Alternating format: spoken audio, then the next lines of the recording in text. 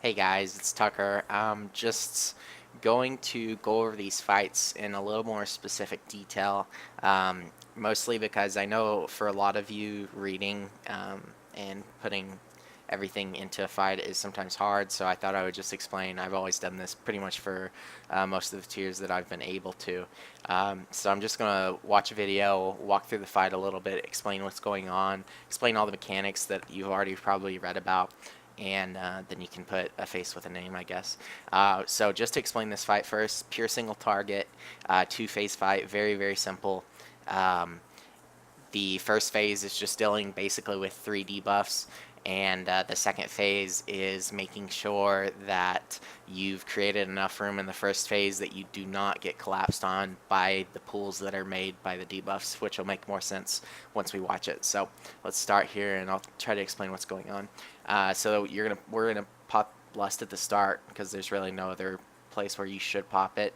You're gonna see right off that this guy gets the debuff. His weak aura is right on his character frame basically. You'll see it in like 4 or 5 seconds here. There is a tank swap for tanks that you basically swap every 25 seconds and get as far from the raid as possible. So here's the debuff.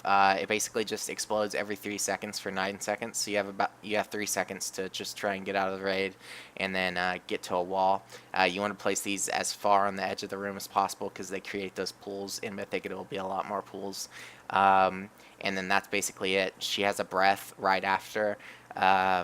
It basically creates a few more pools, and obviously it's a lot of damage to take. So you're just gonna stack basically for it and bait it, and then move quickly around to the next quadrant. If you split this room into 4 quadrants, so say this would be quadrant 1, this would be quadrant 2, this would be quadrant 3, and this would be quadrant 4. You want to fill up these 2 quadrants, quadrant 2 and quadrant 3, because you want 4 and 1 to be the ones you stand in the second phase, because in the second phase when she falls asleep she pulls all these puddles into her, and basically, you know, if you're standing in there you'll get killed pretty easily. And in Mythic, all of these mechanics are going to give you corruption basically. Once you hit 100 corruption you'll be mind controlled, and that's obviously not what you want. So it's very easy. It's just about avoiding the debuff, and then the second phase, it's just a burn with one added mechanic. That's, in my experience when I tested this, it was very simple. So they're just gonna keep burning. I think the next phase starts when she's gonna breath one more time, and then we're gonna go into the next phase. So you can see these debuffs still going out. The tank just got the debuff and he just leaped out to get as far from the raid as possible. She's going to breathe, and then it's going to immediately trigger the second phase once she gets 0 energy. She wastes 50 energy per breath. So she falls asleep right sometime. There it is, Hard Storm. So she's going to pull all this into her. They did a pretty bad job actually of placing all this.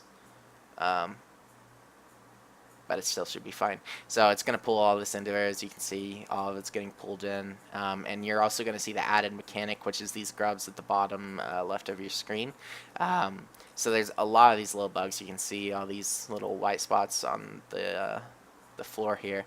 Sometimes they're going to become empowered, and basically over 6 seconds they explode. So you just get 8 yards away from them and you're good. It's a very easy mechanic. Adds a little bit of complexity to the second phase, but not much. It's basically still a burn. This is a very easy fight. I mean, even on Mythic, it's supposedly going to be easier than Kargath was in High Mall and all the starter bosses like Beast Ward.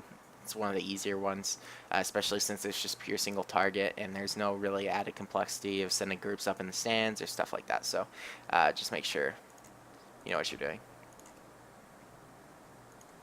And that's basically it, guys. That's this fight. I'm not going to play the whole video. It's just going to be 5 minutes of me repeating myself again.